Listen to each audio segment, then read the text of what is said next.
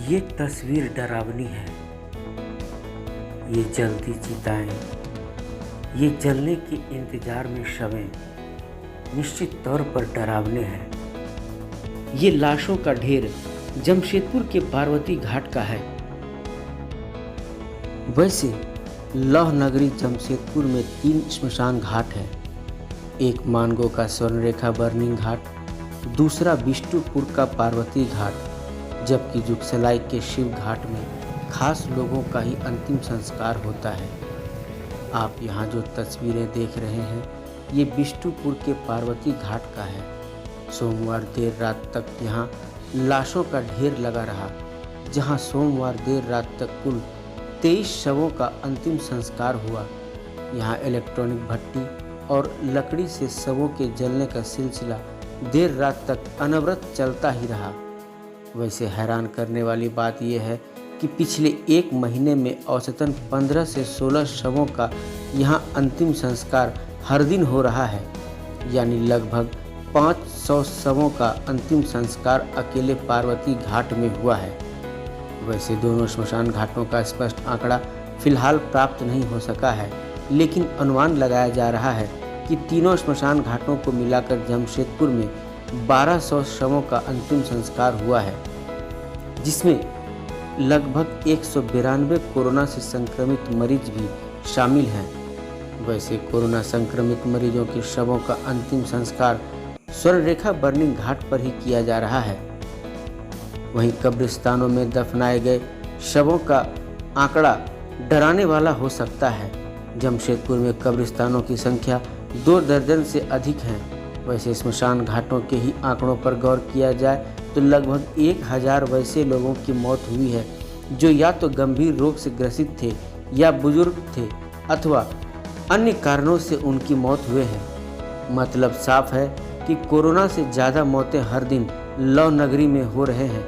ऐसे में सरकार को निजी अस्पतालों के अलावा सरकारी अस्पतालों में अधिक से अधिक संसाधन उपलब्ध कराने के साथ निजी नर्सिंग होम्स के इलाजों की मॉनिटरिंग भी करने की ज़रूरत है।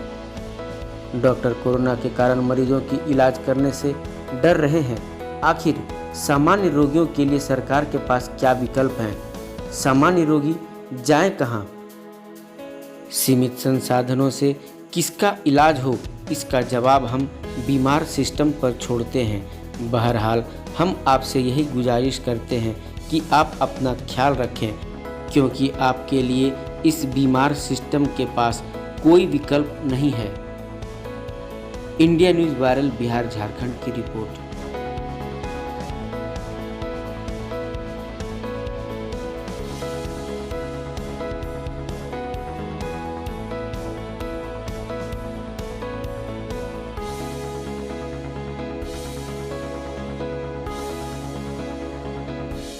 सुबह से लेकर के अभी तक 23 बॉडी आया है।